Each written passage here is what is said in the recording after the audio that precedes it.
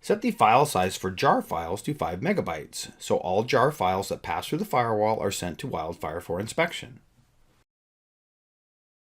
Because each firewall model has a different disk buffer size for forwarding to sandbox, increasing the maximum jar file size limit may affect the forwarding capacity in terms of the number of files the firewall can forward, so it's possible that not all files will be forwarded to WildFire if multiple big zero-day files are processed at the same time.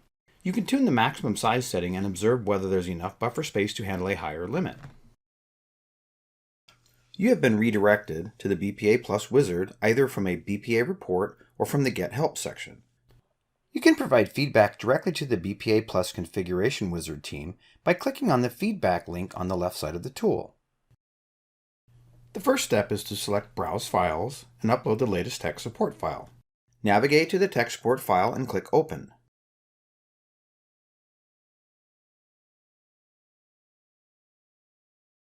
Now that the tech support file has been successfully uploaded, we can continue to the next step in the process. Click Next. This screen is to let you know how to set up the PanOS CLI. We also recommend that you create a backup of your existing configuration before you start making any configuration changes on your firewall. Along with the recommended best practice commands, BPA Plus Wizard will also provide a set of commands to take a backup of your existing configuration. Click Next. The list shows the failed BPA check. For the purposes of this demo, we will remediate the jar file size limit best practice check. Click Next. This displays the jar file size limit at the top. It says please review the best practice settings and select the desired option for your configuration. By default, the screen will show the best practice settings. The settings highlighted in the light blue are the settings that are being changed to adhere to best practices. If you click on Existing Setting, you will see the setting that you have in your configuration. You will see a note at the top that says, "Are you sure you want to deselect the best practice setting for this profile?" We advise against this as it will make your system less secure. When you choose to use the existing settings for any failed best practice check, a numbered badge appears in increments in the left-hand wizard panel, next to the best practice check category. This failed best practice check will not be remediated. You want to take action against the failed best practice check, so we will click the best practice setting and click Next. The next section is the Generate Set commands.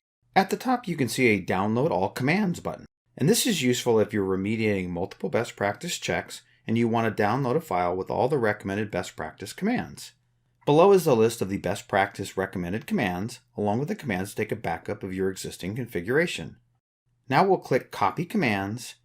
The next step is to open an SSH session to the firewall. Paste the commands into the CLI. There are no warnings, so we are good to perform a commit operation.